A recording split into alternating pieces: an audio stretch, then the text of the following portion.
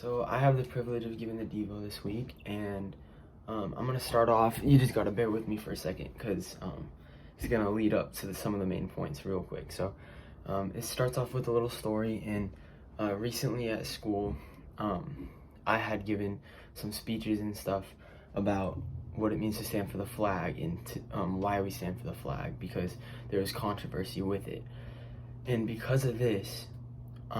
Within the first little bit of school, I was given, that pretty much put a target on my back, which means whenever the Pledge of Allegiance comes up or something like that, I'm being watched all the time, and I feel it, and I feel the pressure, even though it's just something simple as standing for the flag.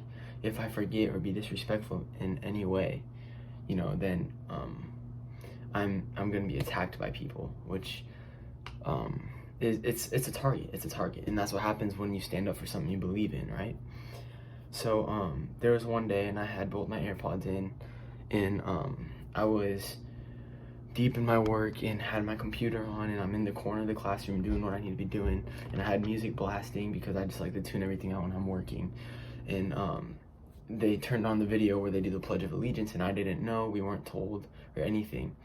And so I'm not even realizing people are standing up around me, and I'm doing my work, and then everybody sits down, and I get tapped on the shoulder by this girl who I know struggles and is not in a walk with God, and is living in sin a lot. And she looked at me and said, and I pulled my AirPod out, I was like, "What's up?" She's like laughing about it. She's like, "You just missed the Pledge of Allegiance. Why didn't you stand?" And I was like, "Oh, what? I didn't even know." And then she was like, "Oh, you hypocrite. Now you look like a hypocrite.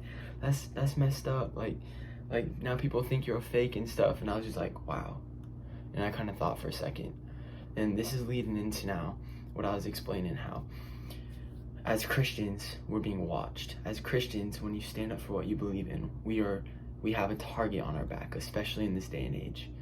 And people are waiting for us to fall. People are waiting for us to stumble. People are waiting for us to fail. And every time we do, because we will, because we're not perfect, because we're still sinners, we're just in our walk with Christ. That's the only thing that separates us from the rest of the world, is we know God and we ask for forgiveness, and we try and follow his rules, or not rules, we try and follow his will, and we try and follow his path for us. Compared to the rest of the world, when they stumble and fall, they think it's okay and they just keep living in it. That's the difference, but people don't always know that. And so when we do fail, people are so quick, especially when you're a Christian, to say, "Oh, you hypocrite, you failure, you're not a Christian. How could you call yourself a Christian?" Because it makes them feel better about themselves, knowing that someone as perfect Christians are falling and failing. But it's our job to get back up and to keep going and to keep pushing, even when we take that you're a hypocrite, that you're a failure, because we do fail.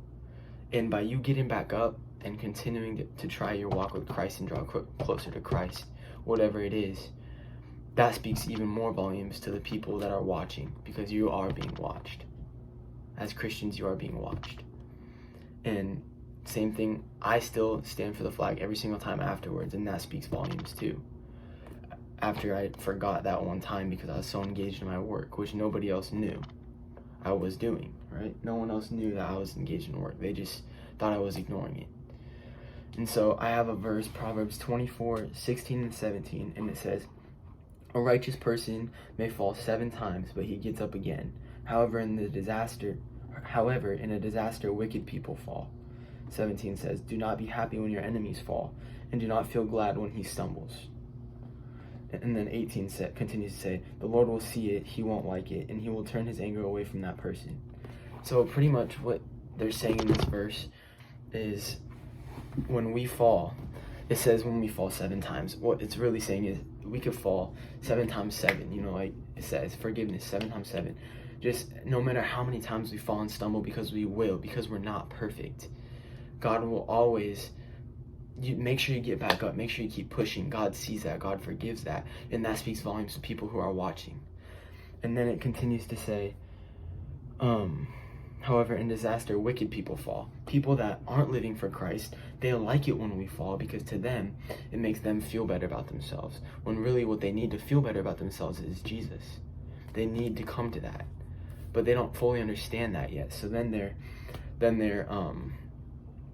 so what he's saying, when wicked people fall, it's a disaster because when they fall, they just keep falling. They don't get back up. They have no reason to get back up, you know? And then it continues, and don't be happy when your enemies fall, and do not feel glad when he stumbles.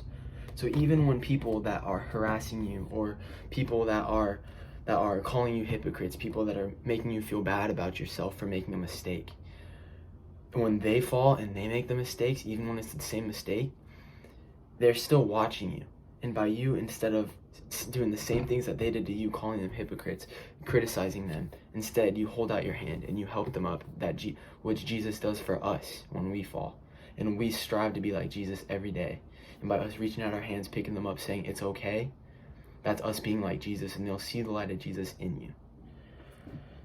And that's the Lord saying, if we don't do that, we turn the other cheek. And we are just like the people who make fun of us when we fall, if we're making fun of them now. And now instead of the Lord being mad at that person for stumbling, now you have a problem too, because now he's just as mad as at you for criticizing them as he is for that person that is in that sin, because now you're sinning too, compared to holding out your hand saying, here, let me help you.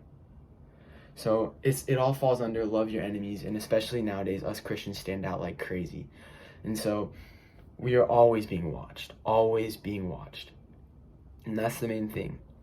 Just remember, wherever you're at, even when you're alone, someone's watching you. And you are, as Christians, role models for the world, and our light is shining brighter than ever. And when we fall, which we do, continue to get back up. And have some pride in being a Christian.